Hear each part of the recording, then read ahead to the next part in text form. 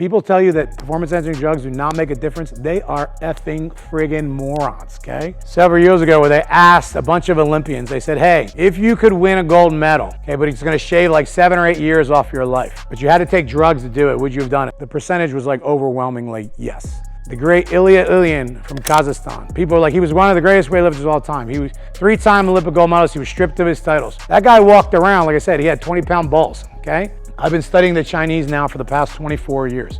I got to see them for about 8 to 10 years really up close. And I would see some of these Chinese athletes, the way they were trained leading up to the competition, going, this makes no friggin' sense. I can see why there's that allure of doing it, okay? I can see why an athlete would want to challenge himself and see what their body could want to do to its extreme level. What can I actually take my body to?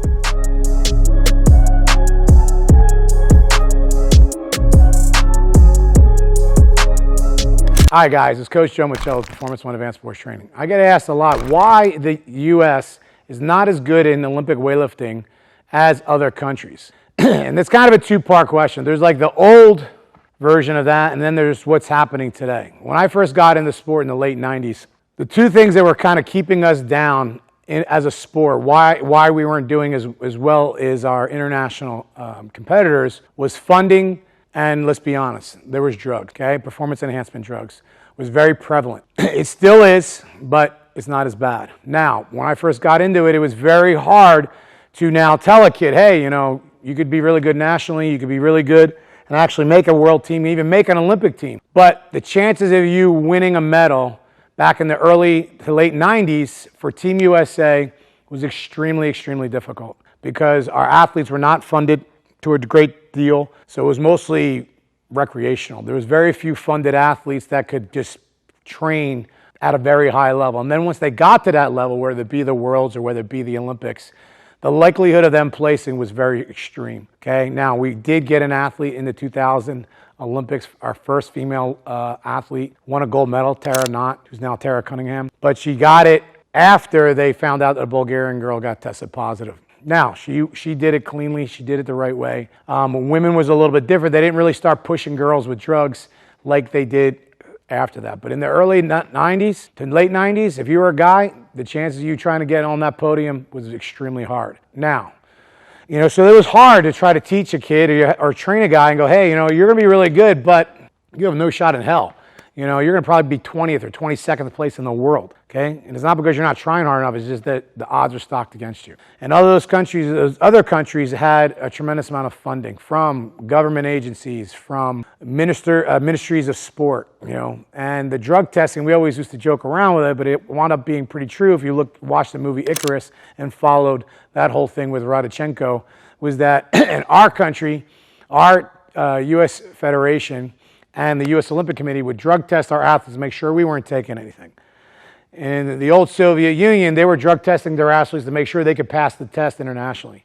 Two totally different philosophies, okay? They were making sure that, hey, can you pass this test on an international level? We were making sure our athletes weren't dirty. But we had that situation coming up into the sport. So we did our best. We still wanted to have that accomplishment. I put an athlete on an Olympic team in 2012. But actually, when we were there and I'm looking at these girls, it's not, you know, it's obvious in some cases and the numbers that these girls are lifting. And my girl was training her ass off, okay? But we figured out that she finished 5th at the Olympics that year in 2012.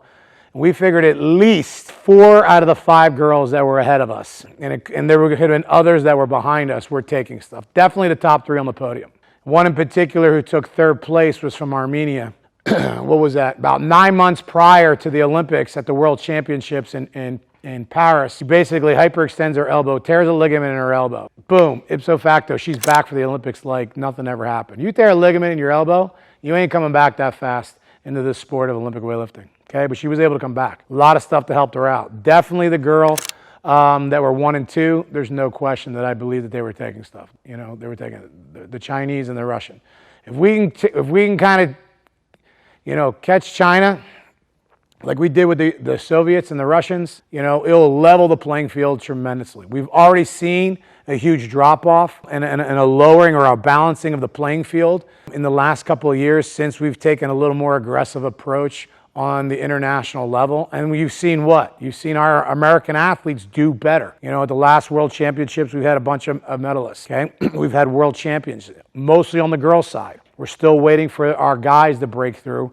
But on the girls' side, we've seen a huge uptick in medalists because of that drug testing. Plus, other countries are now realizing that, hey, if we get popped, it's a huge financial burden. So they're taking less chances, or they're being more selective on who they're giving it to. But that's now giving hope to a lot of our American athletes. Now we can go to a young kid and say, hey, you do got a shot at medaling at this World Championships. You do got a shot at medaling at this Olympics if you bust your ass, because those numbers came down so much. And that's huge. You know, there's nothing like, there's very few sports in the Olympic movement, at least for U.S. athletes, where you would go to a kid and go, hey, you could do all the greatest thing, all the best numbers you want. You'd be the #1 kid in America, but there's no shot in hell that you're even going to be sniffing a podium on an international level. We were like the only sport that could say that. You didn't see that in track and field. You didn't see that in basketball. You didn't see that in swimming. Now, I'm not saying they all are just super clean and just super superior athletes and we just were too lazy. That's not the case, okay? But it was extremely hard for us because it is the one sport in particular. Performance-enhancing drugs will make an immediate. People tell you that performance-enhancing drugs do not make a difference. They are effing friggin' morons, okay? You know, they have no friggin' idea what they're talking about. It makes an immediate difference. Now, to what degree? Depends on the athlete. Depends on the training. It depends on the recovery outside of that, but it makes a huge difference. People go, well, how can they work? Are they just going to give you bigger muscles? I was like, no, they can directly impact strength. But not only that, they give you the work capacity, the ability to do more work. So for example, if you were able to train 3 days a week, you now can probably train 5. If you were training 5, you may be able to train doubles in that week, and now you're training anywhere between 9 to 10 or even 12 times in a particular week. So it's simple math equation, okay? If you're able to do, say, 100 repetitions at, say, 80% of your best, well, now you'll be able to do 1,000, okay? There's gonna be this physiological change, this physiological adaptation that your body's gonna say, hey, I can now do more, so the muscles have to respond to that. But what people forget too is that there's a technical improvement. Whereas someone else who's not taking performance-enhancing drugs can only do those 100 repetitions because their body is too sore, okay, at that given intensity level to do more within the week. Whereas someone who's down doing 1,000 repetitions, they're doing 900 more reps of that particular exercise, whether it's our snatch, whether it's our clean and jerk, or it's running, or it's throwing a shot put, or it's doing a double leg takedown. If I could do 900 more reps at an 80% of intensity or greater than my competitor, I'm gonna get better at it technically. So now it's automatic. Now they can just go. Things that people don't understand that it can build is just general confidence. That you know that when you step up to that bar, I'm gonna make this lift. One, I just did it 900 more times than my competitor, okay? But now I have this, you know, this desire, this toughness. The great Ilya Ilyin from Kazakhstan. People are like, he was one of the greatest weightlifters of all time. He was 3-time Olympic gold medalist. He was stripped of his titles. That guy walked around, like I said, he had 20-pound balls, okay? Now, how much of that was him just naturally and how much of that was him being confident because he was able to do the training and he was able to do that? It brought out what was in him. When he came off of drugs and then he had to try to compete, it looked like a normal human being. He would not even been in an A session, and I don't think he was at one of the meets he went to, because his total dropped out of like, you know, Superman status down to mediocrity. And some people, like I said, just have that extra sensitivity to the performance-enhancing drugs that they could just all of a sudden change. Like it takes an average athlete and makes him good. It takes a special athlete and makes him Barry Bonds. Okay, Barry Bonds was already going to be an all-star. He was already going to be a Hall of Fame player, but now it took him to this level of immortality, okay, when he decided to go on the steroids. Okay, people are like, oh, I didn't help him with baseball. Bullshit. His speed, his timing just got enhanced, and he was already really good at it. His recovery ability from playing those games. Okay, in Olympic weightlifting, you now can train more intensely. Okay, if I can increase that average intensity more frequently, your body's going to respond to it. Again, the confidence factor is going to be there. The technical factor is going to be there. Now, I'm not promoting it from the standpoint that everyone should get out there and do that, but I'm saying I can see why. I can see why there's that allure of doing it, okay? I can see why an athlete would want to challenge himself and see what their body could want to do to its extreme level. What can I actually take my body to? Can I run a sub 10-second 100-meter dash? Well, I'm right at 10 seconds. All right, you're already fast. Well, now we put you on a special program with performance-enhancing drugs, and now you're in that 9.7, 9.6. Oh, look, it's Usain Bolt, you know? Now you're in contention with that guy. There's a lot of guys that can run a 10-second 100-meter dash, believe it or not. But to go from 10 seconds under that, now we just narrowed that field tremendously, okay? From maybe like 100, 200 guys now down to like 15, okay? That can run that. And can they run that under pressure? Can they run that consistently through a season? That's a whole nother animal. They did a study several years ago where they asked a bunch of Olympians, they said, hey, if you could win a gold medal, okay, but it's going to shave like 7 or 8 years off your life, but you had to take drugs to do it, would you have done it? The percentage was like overwhelmingly yes. That's how important winning a medal, a gold medal, is for a lot of athletes in a variety of different countries, even in America, because you've trained your whole life for that opportunity. You've trained in blood, sweat. I would have conversations with international coaches about drugs. I'd be like, hey guys, what the fuck are you doing? They would think that we're on drugs too. We're just stupid. Like, we're just like, you know, we don't train hard enough. I got in a major argument with a coach from a very prominent country. We were arguing back and forth, and he just said we were just lazy. That even if we were taking drugs, which he thought we were, that they would still beat us. And I said, all right, tell me about your best junior heavyweight guy. And I said, tell me his numbers. He tells me his numbers. He was like 185, 190 snatch, and he was like 225, 220, 225 cleaners, like top 3 in the world numbers. What do you think he could do not on drugs? And he comes back and he's like, I think he'd be like in a 165, 200, 205 range. And at that time, one of our best junior heavyweight guys was doing those exact numbers. And I said, that would be competitive with our guy. I said, it's now more of a playing field. It's not that our kids are lazy. It's like that would be actually a more even playing field. And he was like, no, you know, we just want it more than you. I was like, bullshit. I said, if your guy was knocked down to our guy, I would take our chances on our guy kicking your guy's ass. Not only that, instead of it being like 3 or 4 guys at the top that are now so separated from everybody else, and there's this huge cliff of a drop-off between everybody else, now you got 15. Maybe you got 20 guys. Maybe you got 25 guys that any given international competition could sneak up there, okay, and could win a medal. We're starting to see that now. Okay, we're starting to see that in certain weight classes. Again, more so in the girls. Okay, in certain girls' weight classes, you're starting to see it. But even our guys are slowly getting up there and they're being competitive. Again, now we're seeing who has the better training methodology. I've been studying the Chinese now for the past 24 years. I got to see them for about 8 to 10 years really up close in international competition. Between training halls, private conversation, seeing them because I had a girl that was competing against the best heavyweight Chinese girl in the world because I wanted to see what the frick these people doing. What are the Russians doing? And I would see some of these Chinese athletes, the way they were trained leading up to the competition, going, this makes no friggin' sense. I've studied this now for, again, almost 30-something years in terms of strength and conditioning and Olympic weightlifting. Their training methodologies, going into the competition, followed no logic. They would do point-of-failure training. Exercises that you know that would have such a fatigue factor on their body that there was no way they would recover in a time frame necessary, that they would be competing.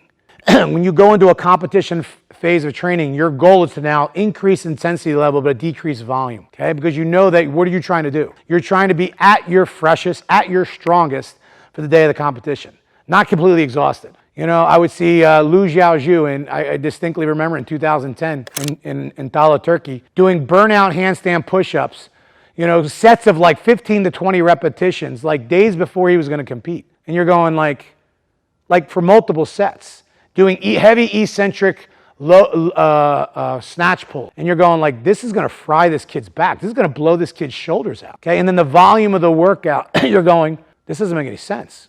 Lulu Zhao was the Olympic gold medalist in 2012. I'm watching her train literally days before, and she's doing heavy muscle cleans, heavy shoulder presses. And the movement she was doing, you're going like, it would take a normal athlete 2 to 3 days to recover in the off-season even if you would add those exercises. They weren't super specific to her competing. Now, so then you got to ask yourself as a coach, well, they're either onto something that is revolutionizing the sport of weightlifting. And you know what? And that could be it, because they've had a lot of success. Or it could be that they're giving these kids so much shit that it doesn't matter. That they've talent identified them for, you know, peak athletic performance, that they're genetically gifted, great. And they can handle a ridiculous amount of load. I think it's that. I think that they went out and they found the super kids that can handle a beating of workload that the average athlete just couldn't tolerate. And they said, oh, by the way, we're going to give you this. So not only do we know that you can handle what we call a beating is a high amount of volume and load capacity, but then we're going to give you extra this. And then their program doesn't really make any sense at that point, okay? Then they don't care. They just said, hey, he only needs like a little bit of reduction in volume, and he's going to bounce back. Versus a drug-free athlete needs a gradual taper, needs a little bit of an unload. You're bringing it down 30% of your general workload that you were doing 2, 3 weeks ago, 4 weeks ago. And it's a building up of intensity. They don't care. I've seen athletes that lift 90%, 95% the day before they're going to compete, and then they go. You're going, like, that's not, not everyone can do that, And then, by the way, they're going to do it again the next day after the competition. Like, that's not normal, okay? That's not someone who, again, who's not taking some type of performance-enhancing drug that can recover that quickly. I actually, the way our athletes were training and competing, we would train twice a day. We would train twice a day, even leading into major international competitions, because we trained our body to handle that. So that, and it would be a lighter, workout. Mostly to get the body moving, get the, the nerves out. But then we were seeing other athletes that are doing that at such an intense level prior to their competition. You're going, guys, this is, day in and day out, day in and day out. You're going, like, come on. Like I said, this is not just that they're special. They're special because they're having help. Or if they didn't have that, they wouldn't have that. They would be broken. If you looked after after the Russian team got popped and got banned, and then when you saw a lot of their athletes try to come back to international competition, their numbers went, whew. There was a Russian girl, I forget her name. She was snatched. She could barely clean and jerk her snatch from her previous numbers. You're going like, wait a minute, this girl used to be right under the world record and snatching close to 120, 123. She's barely clean and jerking that now.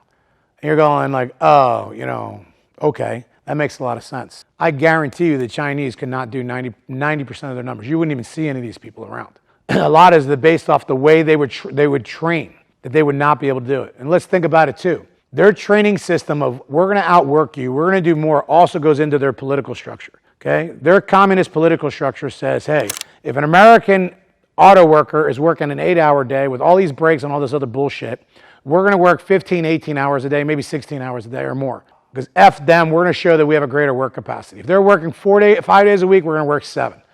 Okay? Now, I'm not saying it's the best thing in the world for their health and their longevity, but we always joke around in sports that communism works for sports. Because when that athlete is told your whole life and your livelihood and your family's livelihood is going to depend upon whether you do good or not. Oh yeah, and you know what? There's 35 other guys that will take your spot if you decide you're going to be lazy this week.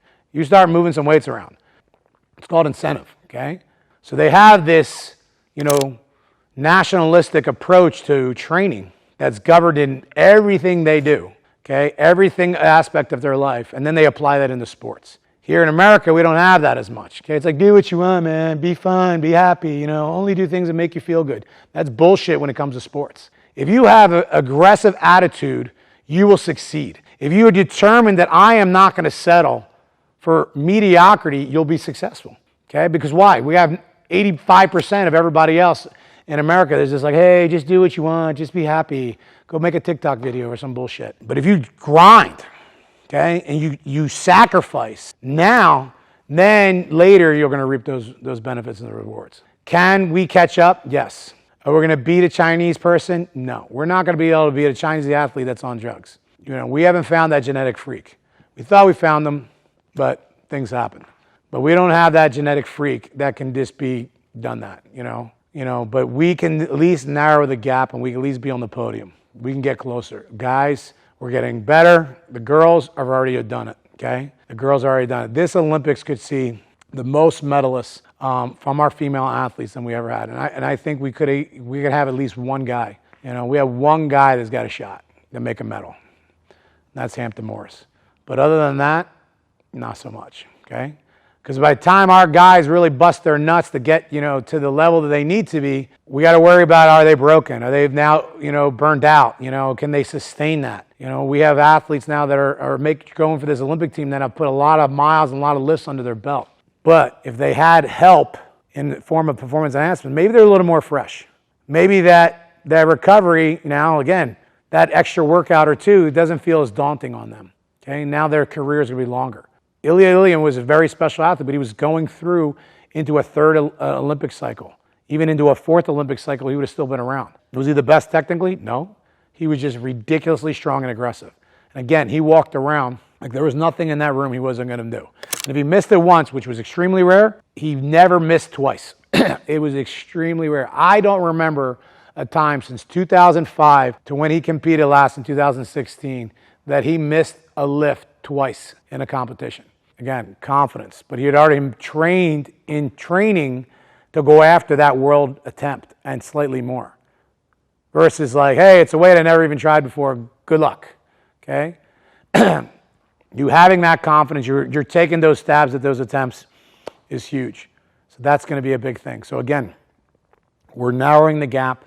I'm not advocating or promoting performance-enhancing drugs. I understand that they work. I understand that there's an athlete may be curious about it, but you can't take them now. I think as we're lowering or bringing more exposure to it and bringing our athletes to the forefront, the more athletes we get to medal, the better we're going to be.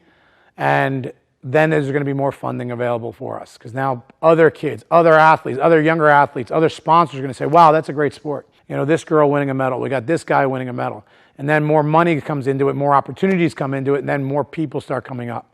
And they said, hey, I may not go to football, or I may not go to this other sport. I may not go to track and field. Instead of getting them at 30, we're getting them at 22. We're getting them at 18. That has promise. And then that's going to be huge for this feeder program for the next generation. If we stay active, there could be by 2028, we could have a dominant performance at the Olympics. Any more questions? Please reach out to us.